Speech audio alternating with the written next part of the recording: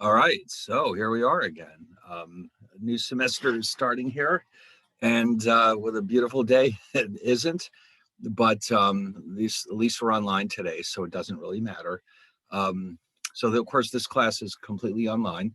You may have other classes that are in class. They were all supposed to start next week, or at least the in-person classes were supposed to start next week. Everybody's online this week, and that worked out rather well, I must say. But this class will be online the entire semester. And so no matter how much it snows, we'll be safe. And so anyway, so I guess it looks like everybody was able to get their invitations. They didn't go astray or into your junk box or something, and that's a good sign. So from now on, we'll be doing this the same way. I'll send you your invitation, and then you'll be able to come in on that class day. I'll typically try to have them ready by the day before, but if I forget, you'll get them in time. It's just that very occasionally it does slip through the cracks on me. And so if you don't see it, you can send me an email, remind me that you're missing it.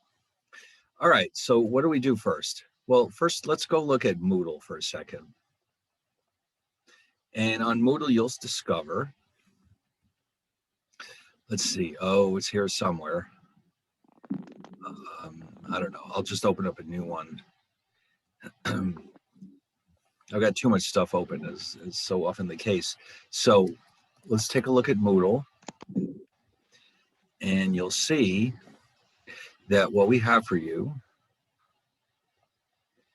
is the syllabus is right here. We're going to look at it in a minute. We also have chapter 2 here. We're going to start with chapter 2, as we'll discuss in a minute. And then there's some videos here. We don't have to watch them all today, but I would like to at least one of them today, because they're all relevant to what we're doing in this chapter. So why don't we start by looking at the syllabus? And you'll see a lot of useful information here. The classroom is online. The office is online. Office hours, TBA, and of course that's because it's all online.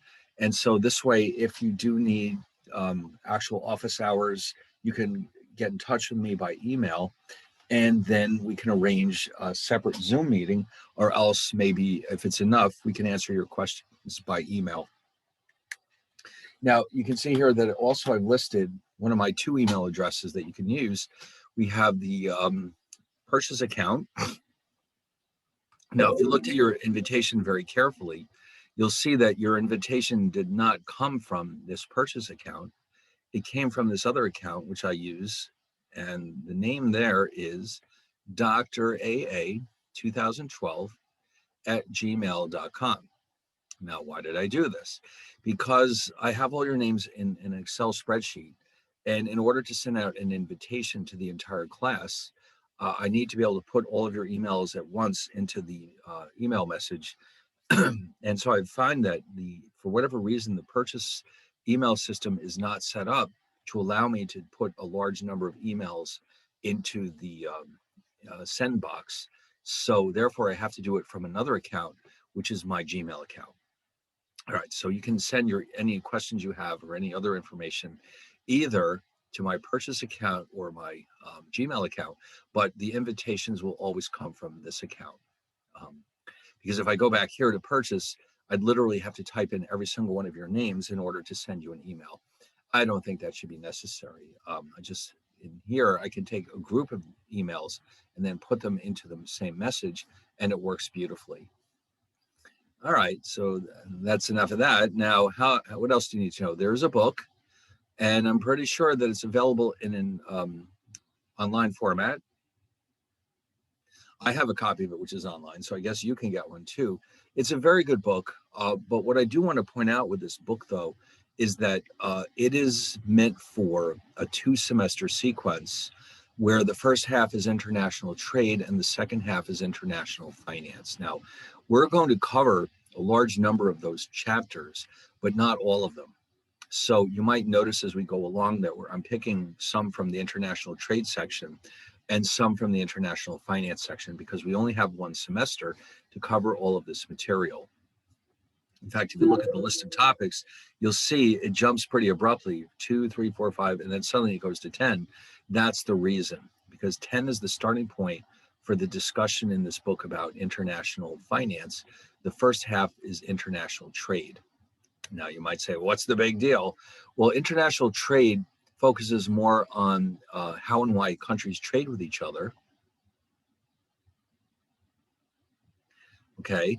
And then international finance is more about the dollar and how it affects our trade balance, how it affects the economy, how it affects the competitiveness of our exports.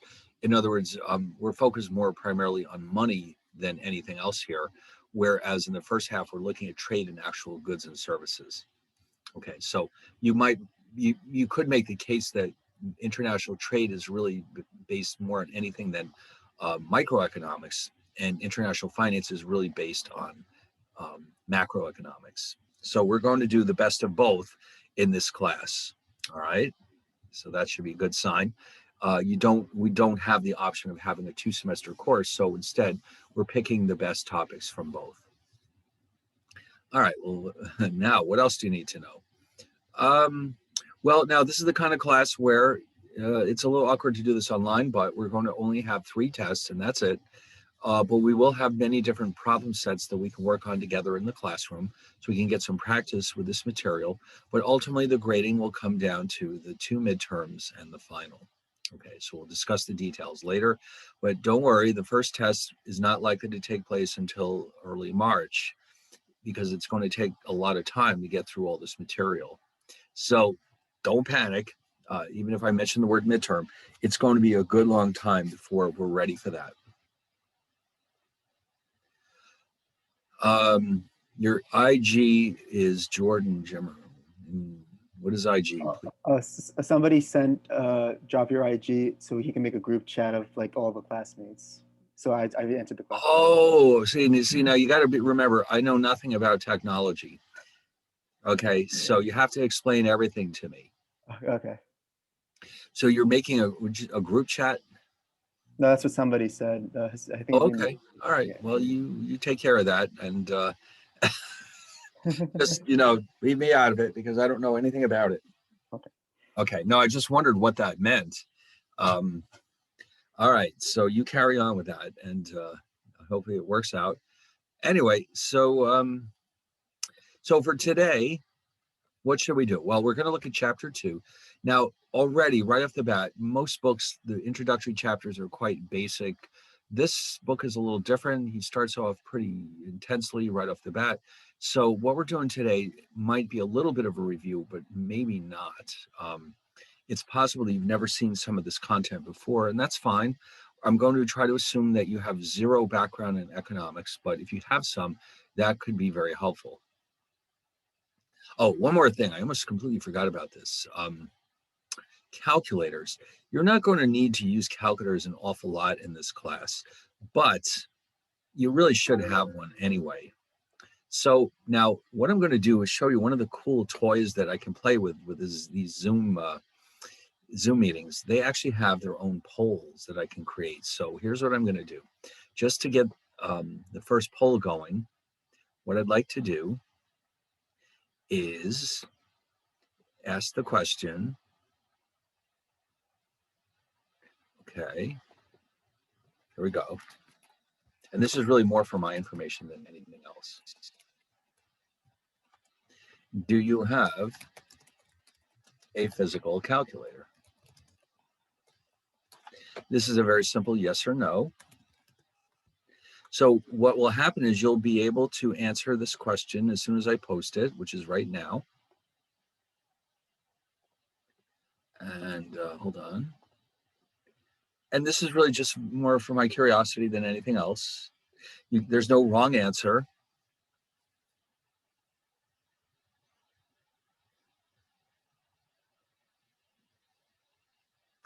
Okay. Wow, looks like the majority of you do have one, and that's nice. But the ones who don't, it's not a problem. I'll tell you why. Because of this amazing little device, which you probably all have one. Hold on one second. Oh, no, no. Here we go. Recognize this guy. Now I'm going to hold it up as close as I can. And what do you see there? What am I trying to draw your attention to? Even though Calculator app. yes, the writing is backwards, of course. But yes, the phone comes with a calculator app. Now you might have never used it before. It's very possible because if you have one, there's no reason for it. But if you look at this thing very carefully, you'll notice that when you click it on, it has a very basic little calculator there, which is kind of nice. But guess what happens? Here's a surprise. Ooh, when you turn it on its side, it turns into a very sophisticated financial or scientific calculator, depending on how you look at it. And this will be more than enough for what you need in this class. Now, ideally, everybody should get a hold of one calculator and get really comfortable with it, because you're going to probably need to do this again in the future, especially if you're majoring in a relatively quantitative field like economics, which leads me to my next poll question. And I'm sure you can figure out where this is going. Are you an economics major? Okay, clearly that's a yes or no. So let me fire that one off. Okay. Whoops. No, that's not what I want.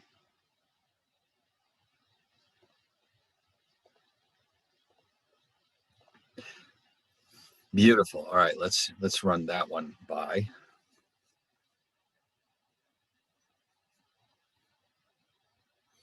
All right, well, oh, so far so good.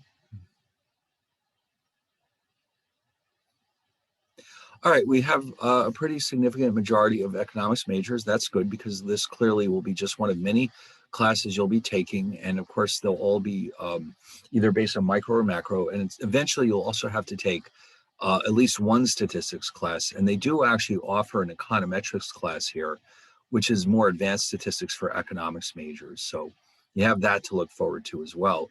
But I think you'll find this to be one of the more interesting electives in your major, because, like I said, it covers both trade and finance, which really do often dominate the news, especially the dollar. The strength of the dollar is a hugely important topic, as you know, in economics. It influences earnings and standards of living in the United States.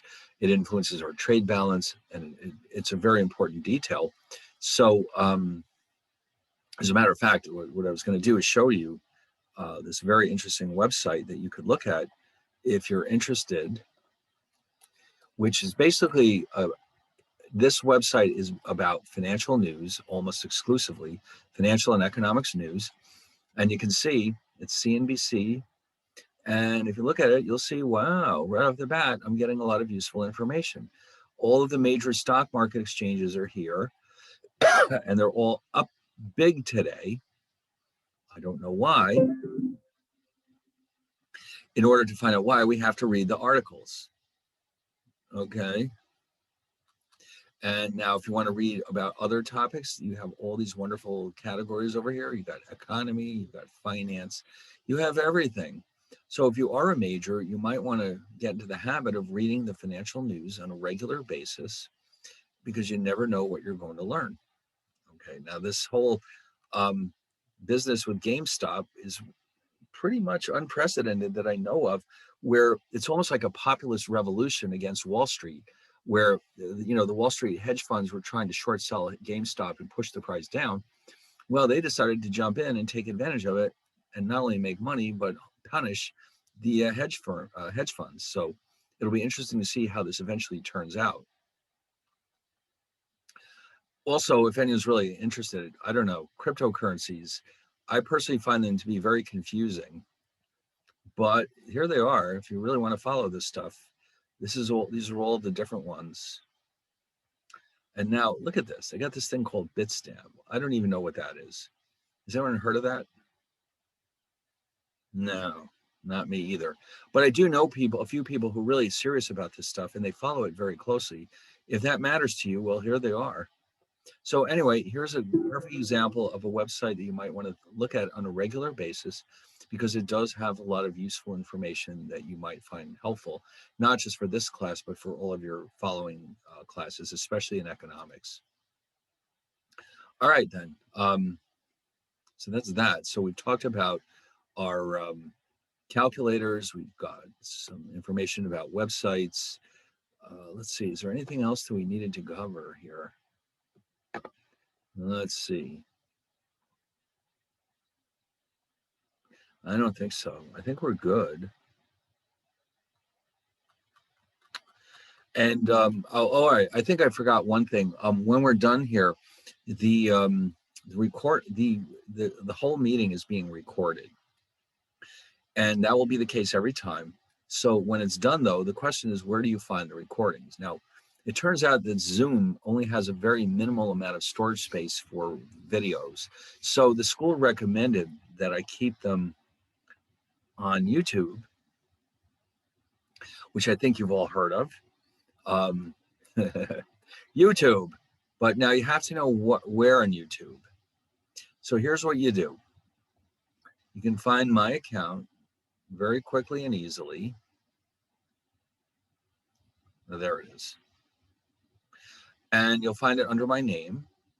I think if you search here for my name, you'll find my page.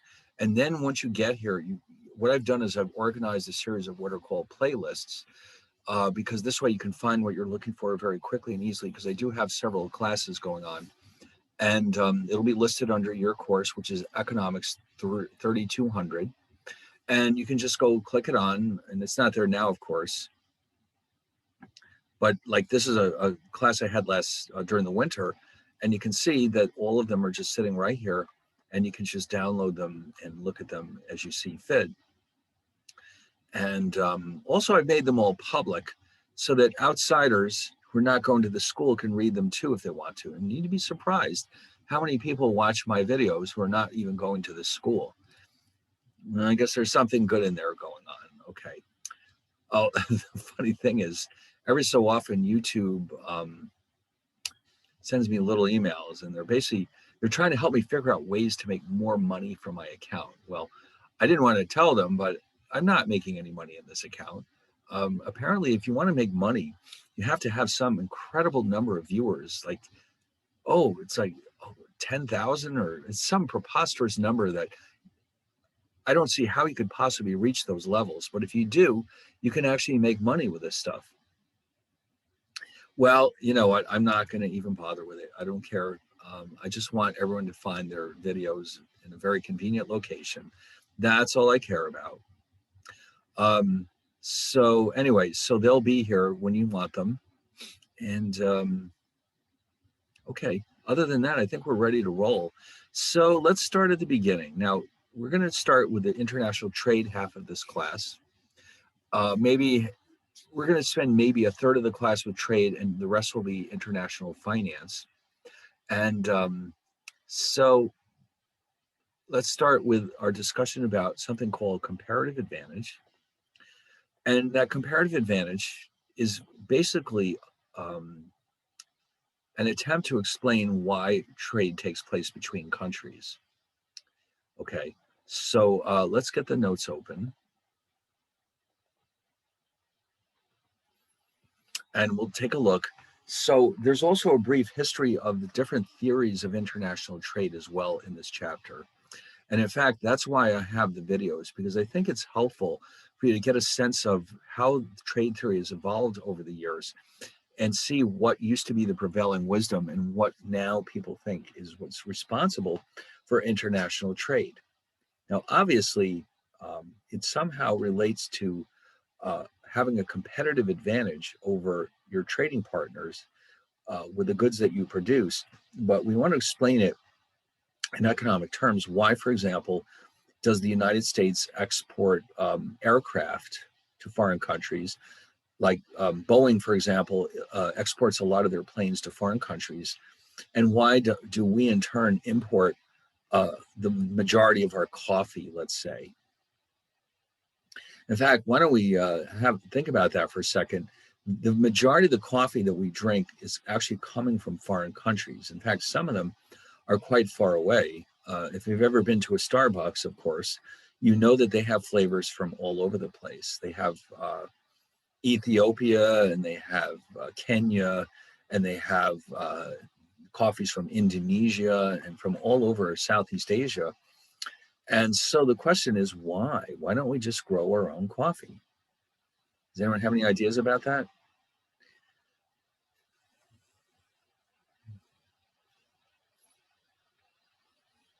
Oh, I guess no, we don't. All right, that's all right. This chapter is going to help you understand why this is happening. Oh, we do have an idea. Okay, good. It's cheaper, yes. Now, what we're going to try to do is explain in these slides, why is it cheaper in those countries? Yes, that's precisely the point. It's cheaper to buy it from those foreign countries than to make it ourselves. But what we want to do is explain why. Why is it cheaper to grow coffee in Indonesia than in the United States? Okay. And a lot of products that you don't realize that are imported, like for example, if you have a MacBook Pro or something, a large percentage of that was not manufactured in the United States because it's cheaper to build it with foreign parts and with foreign labor than to build it here. So we want to understand how exactly is this happening. So in this chapter, we'll be looking at this notion of comparative advantage, which helps us understand how and why countries trade with each other. All right, so a little history lesson here. We're going to be looking at the most recent several hundred years worth of trade theory in a very short period of time. And you can see this comes down to 4 different items. We have something called mercantilism. We have the price specie flow mechanism from David Hume. We have absolute advantage from Adam Smith, and we have comparative advantage from David Ricardo. Now, if there's one name in this list that you almost certainly have heard of, it is Adam Smith. So let's see now. This one, I think, requires a poll.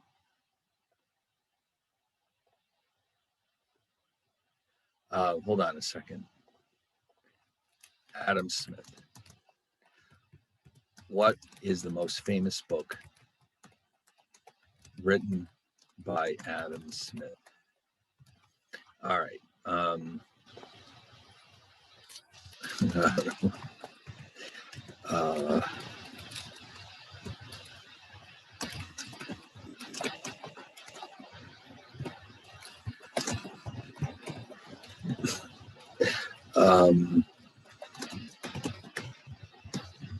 All right, here we go.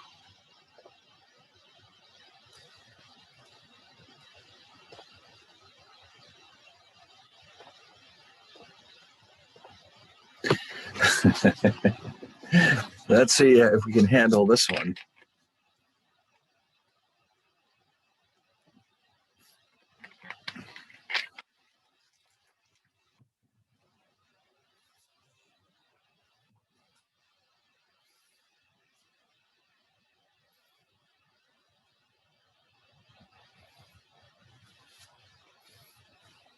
Now, this is kind of an unfair kind of question to a certain degree, because if you've had any economics courses, you have heard of Adam Smith before. If not, it's possible you've never heard his name before.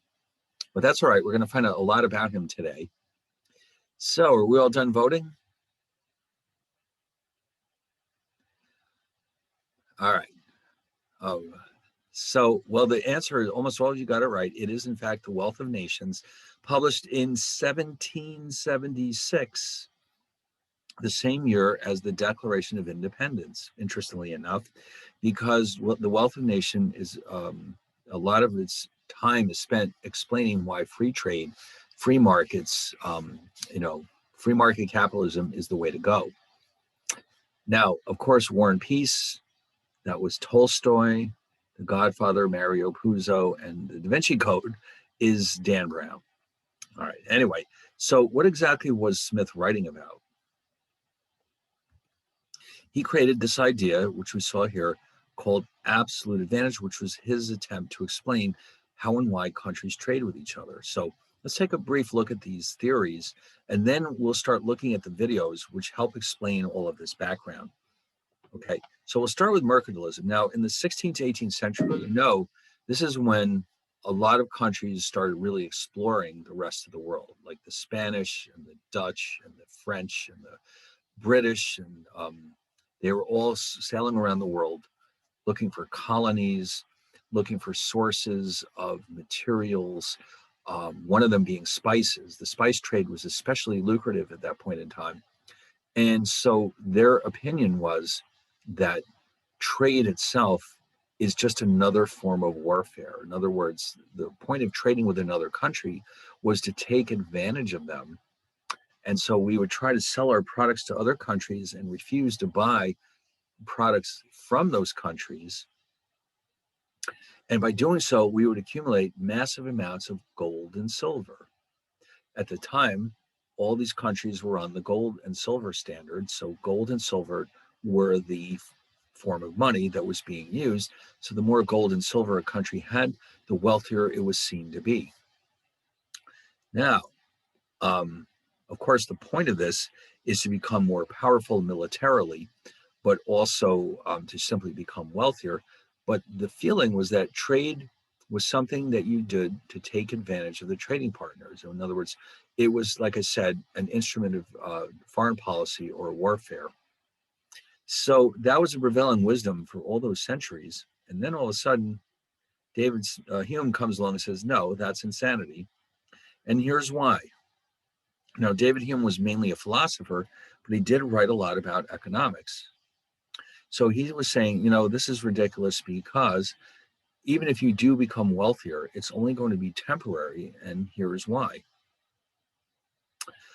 Because again, at the time, money was considered to be gold and silver. So if a country had a trade surplus that brought more gold and silver into the country, the money supply would go up, and that would cause prices to rise. And that meant that countries' goods were going to become more expensive. And all of a sudden, it would become more difficult to sell those goods to foreign countries. So even though if we had a trade surplus, it would gradually disappear as our products became more and more expensive to foreign buyers. And so the trade surplus would essentially disappear of its own after a certain length of time. So in other words, any benefit that we would get from this would only be very temporary. And so therefore, the whole point of the premise of this theory is flawed because any benefits that it might bring would have been temporary at best. Now, Adam Smith came along and he said, well, you know what? Mercantilism is not going to work because trade will not take place unless the countries involved think that it is beneficial to all of them. Okay. In other words, you don't trade with somebody unless you think you're getting something of value in return. And the same thing happens with trade. So trade won't happen unless the countries think that they're all benefiting from it. So now this is the direct quote from him. Now you can see it's a little bit wordy, but the point of it is that if the foreign country can provide us with a commodity like coffee cheaper than we can ourselves make it, then we'd better buy it from them with some part of the produce of our own industry, employed in a way in which we have some advantage. In other words, we'll buy the coffee from the foreign countries and sell them something that we're really good at making, like aircraft. And so this was one of the big ideas in this Wealth of Nations book, that free trade is better than mercantilism. And the way we take advantage of that is to specialize in products in which we're especially good at and use those products to buy things that we're not so good at. Okay, so he called this absolute advantage. A country that can make products better than other countries is said to have an absolute advantage in the production of that good. All right, you're more efficient in some way, and therefore you have an absolute advantage. Those are the products that you should specialize in and then trade them with your neighbors in exchange for products in which you do not have an absolute advantage. Now, here's a simple example of this, and I'm just making up the numbers as we go along, but let's assume that Brazil is able to produce coffee more efficiently than Switzerland, And Switzerland is able to make chocolate more efficiently than Brazil. Okay, and that could be for a lot of reasons: the weather, the climate, the whole 9 yards. So here's a little chart that shows how much each country can produce of each product with a single hour of labor. Okay, and again, these numbers are completely made up, but the point of it is that I can, as in Brazil, a single hour of labor can be used to produce 10 pounds of coffee, whereas in Switzerland, that same hour of labor can only produce 2 pounds of coffee. So the advantage here goes to Brazil. Clearly, they're much better at making coffee than Switzerland. On the other hand, when it comes to chocolate, it's the other way around. Switzerland can make more chocolate with that hour of labor than Brazil. And so what that means then is that Brazil has the absolute advantage in the production of coffee, and Switzerland has the absolute advantage in the production of chocolate. So Adam Smith would recommend that Brazil just focus on coffee and that Switzerland just focus on chocolate. Now, because the people in Brazil still want chocolate, they can trade some of their coffee to Switzerland to get the chocolate. And the same thing in Switzerland. They want coffee. Of course they do. So they will just produce chocolate and trade some of the surplus to Brazil in exchange for coffee. And by doing so, the total amount of coffee and chocolate that is produced in the world is going to be higher than if each country tries to make both products by itself. And again, this illustrates the principle of absolute advantage. All right. Now, with the mercantilists, they would have said, well, you know, Brazil should export coffee, all right, but then they should impose heavy tariffs or taxes on the import of chocolate from Switzerland and not buy Swiss chocolate. And that would bring gold into Brazil at the expense of Switzerland. You see, the problem with that is that that's only going to raise prices in Brazil. And it means that the people in Brazil are not going to get their chocolate, are they? No. So the mercantilist approach was very counterproductive. Anyway, now here comes David Ricardo. Adam Smith was writing in the 1770s. Here comes David Ricardo a bit later and writes this very famous book, Political Economy and Taxation. And he says, well, you know, Adam Smith's theory is fine as far as it goes, but it doesn't fully explain the patterns of trade that we see. So he came up with this alternative measure, which is essentially an extension of absolute advantage. He called it comparative advantage. So let's see how this works. So here, what he's saying is that even if one country has an absolute advantage in every good, trade can still take place in which both sides benefit, because they should not be focusing on what we call absolute advantage, but instead something that we're going to call comparative advantage. Now, we're going to see some very intensive numerical examples of this later on. For now, we just want to focus on the principles involved. So what I'm going to do is show you another chart with coffee and chocolate between the two countries, and you'll notice something different this time, something very important. All right, are we ready? I'm kind of testing your powers of observation now. Where are we? What's different this time? Only one of those cells is different. Which one?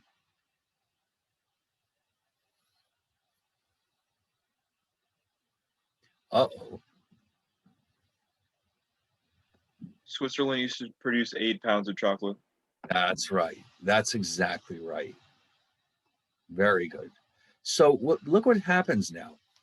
All of a sudden, Brazil can make more of both products. Exactly. Than Switzerland. So you know what that means? They have the absolute advantage in both products. So according to Adam Smith, they could not trade with each other.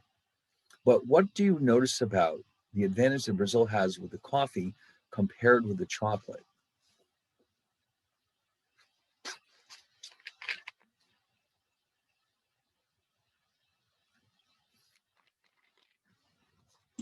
They could make a lot more coffee. That's right. And not just a little more chocolate.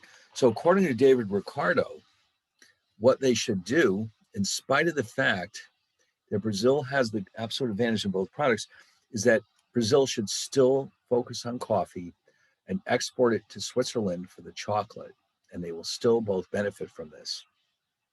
And we're going to see numerical examples of this later on, but it's true. Now, and again, because while Brazil is better at both products, it's only slightly better at making chocolate. So the total output between the two countries will grow if Brazil just makes coffee and Switzerland just makes the chocolate.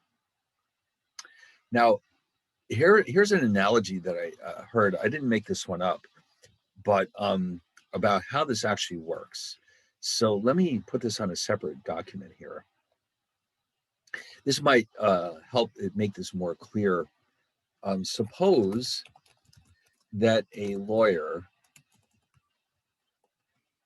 earns $500 an hour and works 8 hours a day. He lives in a very snowy part of the country. And during the winter, he gives up 2 hours each day to shovel his driveway. Now, we're going to assume here, though, that he's very efficient at shoveling the driveway. Now, next door lives a college student who would require 3 hours to shovel the driveway, but he will do it for $20 an hour. Okay, so here's the question. The lawyer is more efficient at both legal services and snow shoveling than the college student. Should the lawyer pay the student to shovel his driveway and concentrate exclusively on the law? Okay, so now remember, the student next door needs 3 hours to do the same work that the lawyer can do in 2 hours. What do you think?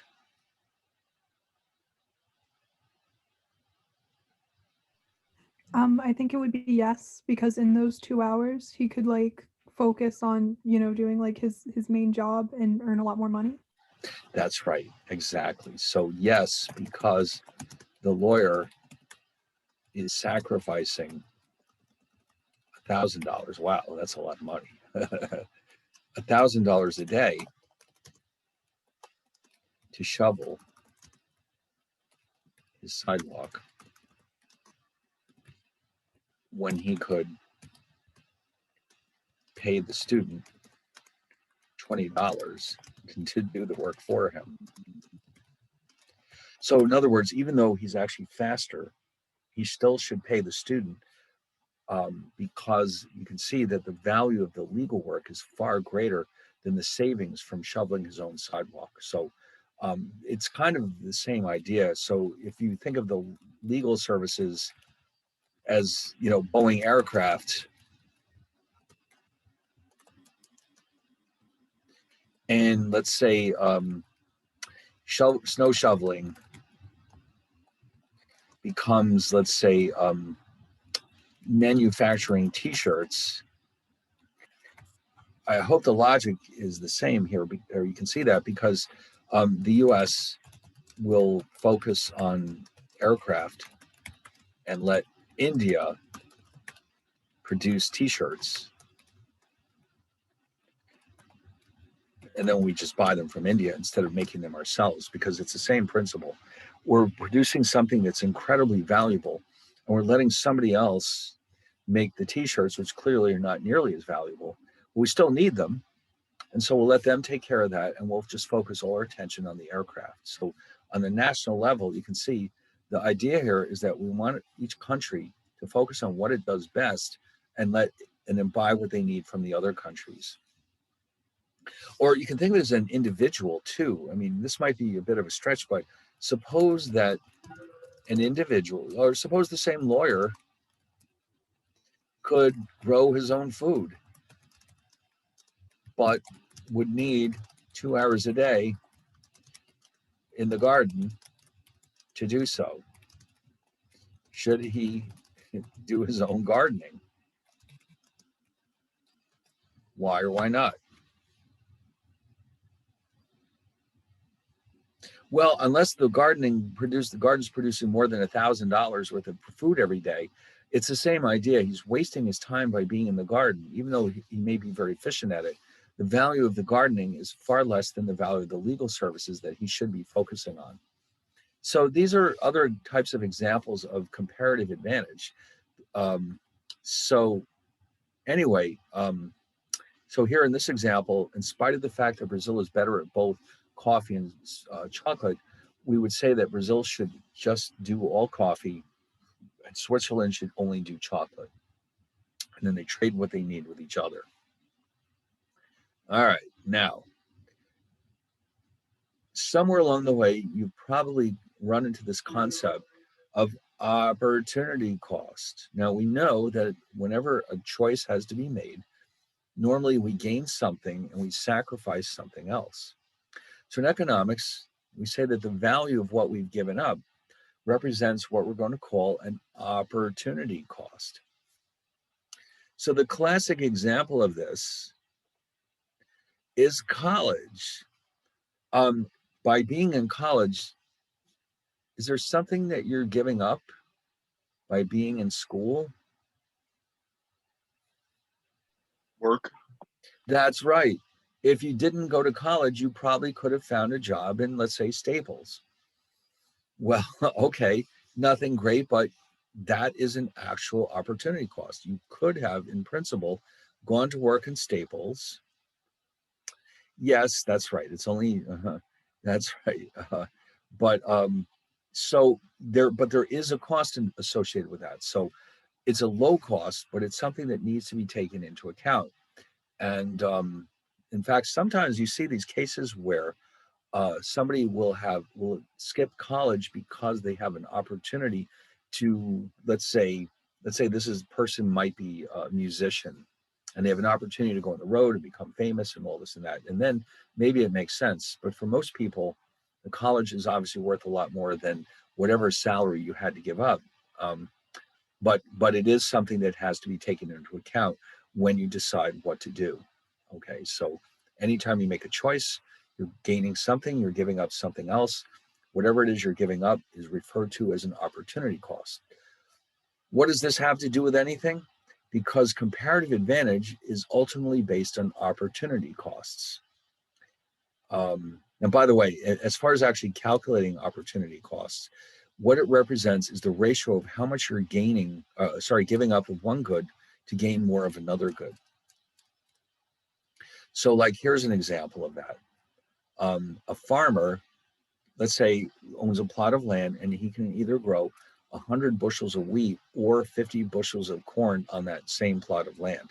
But you can't do both, all right? So if I choose to grow wheat, I have to give up corn. And if I choose to grow corn, I have to give up wheat. So assuming they both require the same resources,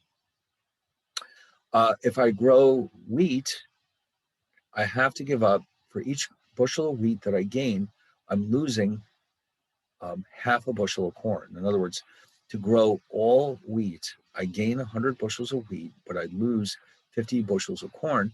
So that is 0.5, which means each bushel of wheat is costing me the opportunity to grow 1/2 of a bushel of corn. And if we do the opposite, if we decide to grow the corn, let's see what happens. To grow the corn, I had to give up wheat. So in other words, if I grow 50 bushels of corn, I have to give up 100 bushels of wheat, which means each bushel of corn is costing me the opportunity to grow 2 bushels of wheat. Okay, so we're going to need these calculations as we go along. So what does this have to do with comparative advantage? Formally, this is how it's defined. If nation A can produce a good with a lower opportunity cost than nation B, then A has a comparative advantage in the production of that good. So where with absolute advantage comes down to who can make the most of that product with the same resources. Here, we're thinking in terms of who can produce that product with the lowest opportunity cost. Okay. So before we dive into these very complex calculations, I think it's time to take a peek at some of these cool videos because they will give us more background about the people we've just met, Adam Smith and David Ricardo. And now what I've done here is I've put them onto Moodle. All right, now where's my Moodle? I don't know. It's lost. It's lost in the mists here. Let me go back and re-sign into it. Now, why am I doing this? I'll tell you why. Now, when we have these recordings, and I put them up on YouTube, the one problem that I ran into last fall is that if I include a video in the recording, it may violate copyright laws. Okay, and it could happen. So what we're going to do is this. Here's the links. What we're going to do is this. I'm going to stop the recording. And what I'd like us all to do is watch the video. The link is right here. And then when we're done, we'll talk about the video. But what I do not want to do is include the video in this recording because, again, it could lead to problems with YouTube, which we don't want. So this is how we'll do this from now on. So we'll look at the video, and you should be watching it on your computers. And when we're done, we'll turn the recording back on. So that way, if you watch the recording later on, it won't be in there, but you'll still have access to the link. All right. So why don't we do that right now? Once you pop on the link for Why Do Countries Trade? In the meantime, I'm going to pause the recording and let's take a look at it.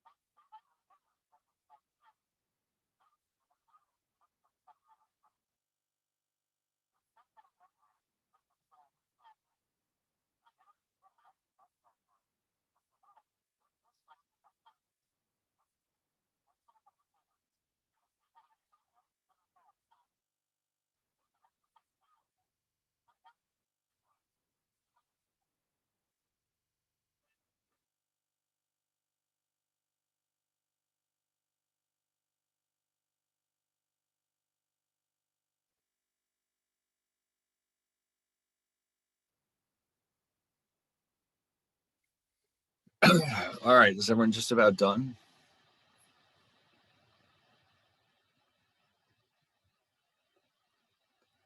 Okay. So that was a closer look at what we were doing, and we'll do some more examples of that in this chapter. But right now, I think these next two you'll find to be pretty interesting. They're more of a big picture look at the careers of Adam Smith and David Ricardo. So we'll take a look at these now so you get more sense of what they were writing about and what circumstances they were facing when they were writing. And I think you'll find that very interesting as well. All right, so let's take a look at that. So right now, let's take a look at the second video, Political Theory by Adam Smith. All right, so again, click on the link and watch it on your screen. And I will, of course, turn off the sharing so we don't run into trouble with YouTube. And then let's just take a look at this.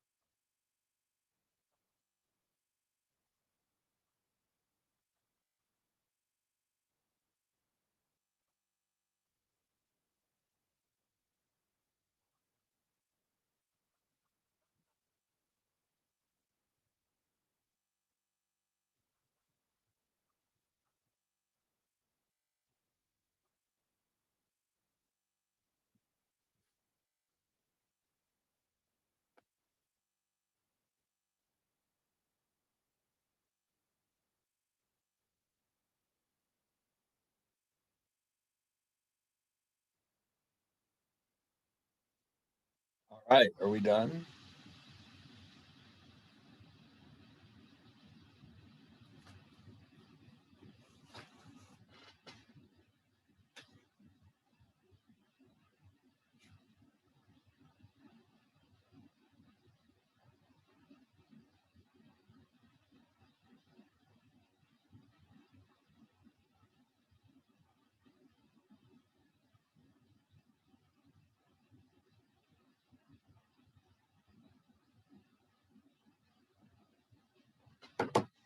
All right. Okay, so there's one more. This is about David Ricardo in his lifetime. Mainly, obviously, his contributions as an economist, but he also had a very interesting life. He apparently grew up very poor, and yet he made himself incredibly rich. And he also got himself elected to parliament.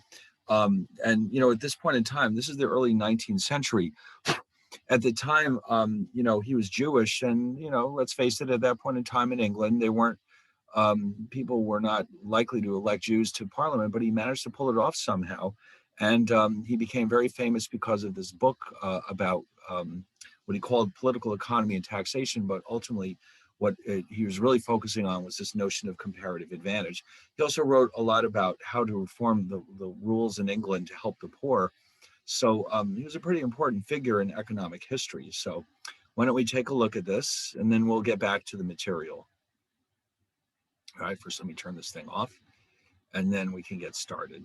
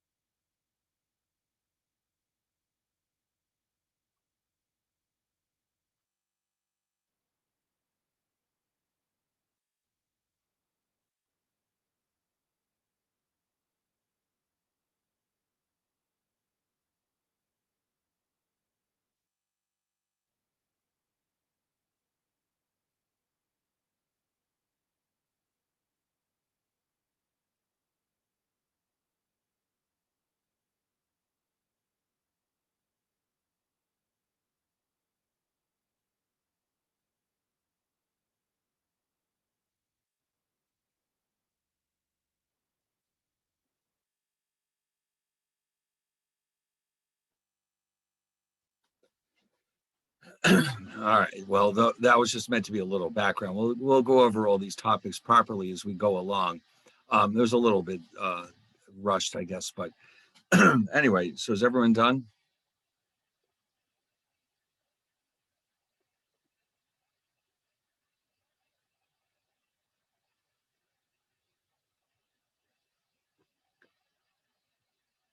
All right. Well, okay. So we'll start. We'll get back to this now. I want to set up now. This example that we're about to look at is actually fairly time consuming, but I just want to get it started so we get a sense of what we're going to be doing here. This is an example that was actually taken from David Ricardo's own book. And now keep in mind, this is the early 19th century. This is the very beginning of the Industrial Revolution. And at this time, England is by far the most powerful country in the world. Their economy is the most advanced. They're probably the wealthiest per capita in the world. And so naturally enough, their manufacturing is more advanced than other countries. So at the same time, though, Portugal has a very rich climate for growing wine grapes. And so, as you know, even to this day, wine is one of their major exports. And so at the time, Portugal was not obviously as advanced as England as far as manufacturing goes.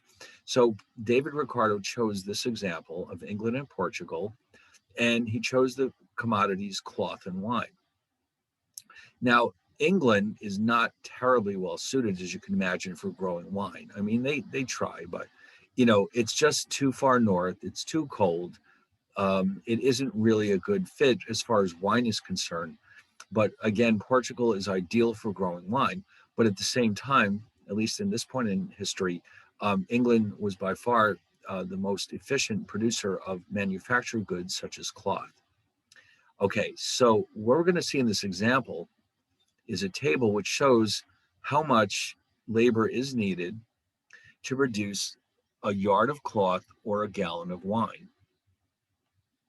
So now 1 yard of cloth in England could be made in just an hour, whereas in Portugal, that same yard of cloth would take 5 hours. Now, the gallon of wine, now here if you notice, they're assuming in this example that England is actually slightly more efficient in wine as well as where with cloth, they're far more efficient. Now, in reality, England would have been less efficient, but just for the purposes of this example, we're going to assume, as you can see here, that England is much more efficient with cloth and only slightly more efficient with wine. Now, based on what we saw earlier, you can see that England has an absolute advantage in both goods because they can make both of them with fewer resources. But as far as Ricardo is concerned, that doesn't prevent them from trading. Why? Because England, as you can see, is only slightly better at raising wine than cloth. And so Ricardo would say that England has a comparative advantage in the production of cloth, and therefore Portugal has a comparative advantage in the production of wine. Now we're going to prove this by calculating opportunity costs. Okay, and this is really what comparative advantage comes down to. So how does this work? All right, let's jump ahead a little bit here. In England, now remember, we define this as the ratio of what you're giving up to the ratio of what you're gaining.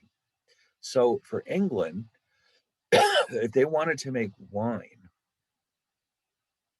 let's go back to this chart. If they want to make a gallon of wine, they need 3 hours of labor. Those same 3 hours of labor could have been used to make 3 yards of cloth, because of course each yard of cloth only takes an hour. So making wine is going to cost them a lot of cloth. So therefore, the opportunity cost of making wine in England can be measured as 3 yards of cloth. Pretty steep. Now, on the other hand, Portugal, in order to make a gallon of wine, 1 gallon of wine requires 4 hours of labor. That requires them to give up 4 hours, which could have been used to produce 4/5 of a yard of cloth. Okay, in other words, 4 hours is not enough in Portugal to make a full yard of cloth, but it can be used to make 4/5 of a yard of cloth. So in Portugal, the opportunity cost of making wine is only 4/5 of a yard of cloth. So we can summarize that right here, and you can see that the opportunity cost of making wine is much, much higher in England than in Portugal. And so therefore we conclude from this that Portugal has a comparative advantage over England in the production of wine because the opportunity cost is lower. That's the reason. All right, so Ricardo would have concluded that England maybe shouldn't be making wine. Now, let's take a look at the cloth. If I want to make cloth in England, let's go back to the chart. Look what's happening. A yard of cloth only requires an hour of labor. With that same hour of labor, I could make 1/3 of a gallon of wine. Not much. So that means that in England, the opportunity cost of the cloth is only 1/3 of a gallon of wine. In Portugal, to make cloth, let's go back again. I'm giving up 5 hours. I need 5 hours of labor, which could be used to make 5/4 of a gallon of wine. All right, so let's summarize that. So here we can see that in England, the opportunity cost of making cloth is very low. And in England, it's fairly high. So that means that England now has the comparative advantage in the production of cloth. So what should they do now? Well, based on what we've been talking about so far, it should be clear that England is the one that should be making the cloth, and Portugal is the one that should be making the wine. And then they will trade their surplus with each other, and then everybody will be happy because the total output in both countries will be higher as a result of this trade between the two countries. Now, yes, so Ricardo's theory tells us that England should specialize in and export cloth. Portugal should specialize in and export the wine. And we'll see when we're done with this example that the total output between the two countries of wine and cloth will be higher than if they each make both products for themselves. All right, so what we're going to do is assume that England and Portugal each has available to it 1,200 hours of labor. Now, based on the idea that each hour of cloth takes an hour in England, or each yard of cloth, that means England, if they specialize in cloth, can make 1,200 hours of cloth, or yards of cloth. If they make wine, then they can only make 400 gallons of wine. So it would be kind of ridiculous for them to specialize in wine. Instead, they will specialize in cloth. Now, suppose that right now they don't recognize the importance of comparative advantage. The English are trying to be self-sufficient, and so they've chosen to use their resources to make 900 yards of cloth and 100 gallons of wine. Now, clearly they're making some of each because people want both. They want cloth and they want wine. So let's prove that that's working. So remember, in England, each yard of cloth only takes an hour, and each gallon of wine takes 3 hours. So therefore, you can see that adds up to 1,200 hours. Now, we're going to introduce a graph to help us keep track of all this information, because all the numbers are, obviously going to be a little bit overwhelming. So we're going to create a curve which is called a production possibilities curve, also known as a production possibilities frontier or schedule. If you've had basic micro or macro before, you've probably seen one of these. So this is what it looks like in our case. You've got wine on the vertical axis and cloth on the horizontal axis. This line tells me all the combinations of wine and cloth that I can make with 1,200 hours of labor. The curve is very flat because you can see the wine is on the vertical axis and we can only make 400 gallons of it. or 1,200 yards of cloth. So all of these points in this curve are options that I have. I can make any one of these with the resources that I have. I just happen to choose to use or make 100 gallons of wine and 900 yards of cloth. Now, by the way, here's an important assumption here. We're assuming that these ratios never change, which means that the opportunity costs are constants. No matter how much we make of each good, the opportunity costs never change. Later on, we'll see what happens when that's not true. But for now, let's assume that these are constants. So therefore, you have this straight line. And the slope of the line, as it turns out, represents the opportunity cost of making cloth. So that's very low here in England because the curve is very flat. Oh, by the way, this is something I just want to introduce here. This is something you see in economics as well. The slope of this PPC, or this curve, is referred to as the marginal rate of transformation. I just want to mention that as we go along because it comes up in the book. So here, the slope of this curve is 1/3, which means that the marginal rate of transformation is also 1/3. It represents the change in the amount of wine that we can produce divided by the change in the quantity of cloth. All right, so now Portugal also has 1,200 hours of labor. If it specializes in cloth, they can make 240 yards of cloth. If they specialize in wine, they can make 300 gallons of wine. The point that they actually produce at is right here. They want to have some of each. Okay. So let's look at their graph. And you can see it's pretty steep. England's curve is very flat. Portugal's is very steep. So these are the limits of what we can produce: 300 gallons of wine and 240 yards of cloth. This is where they choose to produce. Now, here's where it gets interesting.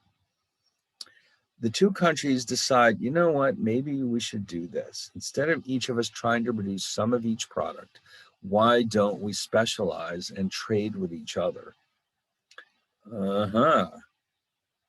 Good idea. So let's see. Now, this is initially what's happening with the cloth. We saw that England is making 900 yards. Portugal is making 1,800. The total is 1,080. With the wine, the total being produced between the two countries is 175 gallons. Now, so that means that without trade, the country in England, they can only consume what's been produced. They can't import it from abroad. So because they made 900 yards of cloth and 100 gallons of wine, that's all they have to choose from. In Portugal, they're limited to what they produced, which is 180 yards of cloth and 75 gallons of wine. With trade, there'll be more output of both goods, which means we'll be able to consume more of both goods. So let's say that we specialize. England makes 1,200 yards of cloth and no wine. Portugal makes 300 gallons of wine and no cloth. So you can see that total output of cloth between the two countries is jumping up from 1,080 to 1,200, a gain of 120 yards. And with the wine, we were previously producing 175 total gallons. Now that's jumped up to 300, which means 125 extra gallons of wine. So that means the two countries are going to split the benefits of having more cloth and more wine. Okay, so how does this work? Let's assume that England trades 200 of its yards of cloth to Portugal for 200 gallons of wine. So I made some charts to help keep track of all this. Without trade, this is where we were. Okay. With specialization, before we start trading with each other, England only has cloth and Portugal only has wine. But then once they agree to trade 200 of each with the other country, this is where we finally wind up. Okay, England now has 1,000 units of cloth, 200 units of wine. Portugal is at 200 cloths, 100 wines, and you can see, look at this. Now in England, all of a sudden, there's more output, and so we can move to a higher curve, which means that we're all better off. So you can see we've gained 100 units of cloth and 100 units of wine just because we traded, not because we became more efficient or we had more resources, because we traded with Portugal. So what's going on in Portugal? Same thing, the curve shifts out. We have access to anywhere between 300 wines and 300 cloths. We choose to be here after trading with England. We end up with 100 wines and 200 cloths compared to where we were before. And you can see we've got more of both. How did this happen? Because of trade. All right, so we each gained 100. England gained 100 yards of cloth and 100 gallons of wine. Portugal gained 20 yards of cloth and 25 gallons of wine. Those are the total gains. Now, if you notice, the gains were not evenly split between the two countries, but both countries did gain. It doesn't have to be the case that both countries benefit equally. As long as they both benefit, trade will take place between the two because they both recognize the advantages of specializing in what they're good at. In other words, what they have a comparative advantage in. So the conclusion is that with no increase in resources, total output of both cloth and wine increased because of trade, and both countries are able to consume more of both goods. How do you like that? The gains of trade are not necessarily evenly distributed. It really depends on their relative bargaining power, because remember, again, England at this point in history is the most powerful country in the world, so it stands to reason that they gain more than Portugal, but they still both gain from it. So that's, in a nutshell, what comparative advantage is all about. Each one focuses on what where they have their comparative advantage. They trade, they specialize first, and then they trade their surplus with each other. And as a result, output grows in both countries. All right. So that was our discussion about comparative advantage. I think you'll see it's extremely interesting. Now, of course, there are issues here too. Like, for example, one of the biggest problems is that in England, we're only making cloth, which means that the wine growers are now out of business. In Portugal, we're only making wine, which means the cloth manufacturers are out of business. So there's the rub. You're going to find some unemployment in both countries that you didn't have before. And so the countries have to find a way to reemploy, in England, the wine growers, and in Portugal, the cloth producers, and put them to, get them some other positions to, because, obviously this is not their fault that they're out of business. So this is where the controversies really pop up, because even though everybody's gaining here, the consumers are certainly gaining. It's true, though, at the same time, though, that some groups of people in both countries are losing their jobs. And so this is what countries have to work on, trying to find a way to compensate them for this by hopefully giving them more training or something else to help get them back on their feet. All right. Well, anyway, so that's that. Now, that was a lot of material to take in one day. So what we'll want to do is you should probably read through these slides again before we meet on Thursday, so that you really fully understand what's just happened. And then we can dive into chapter 3, which I've already forgotten what it was about, but it's more about international trade. And but this is really the starting point for everything that follows. And that is this notion of comparative advantage. And it's more useful than just for international trade. I mean, it also can help explain why, for example, two companies might merge with each other, or there's a lot of scenarios that can be explained with comparative advantage, not just in international trade. Okay, so anyway, so I hope that wasn't too overwhelming for the first day. So I guess we can stop right here. And we'll carry on next time. All right, unless there's any last minute questions. No? All right, good. All right, so I'll see you all on Thursday. Thank you. Thank you. Have a good day. Hey, Okay, bye. Thank you. Okay, bye.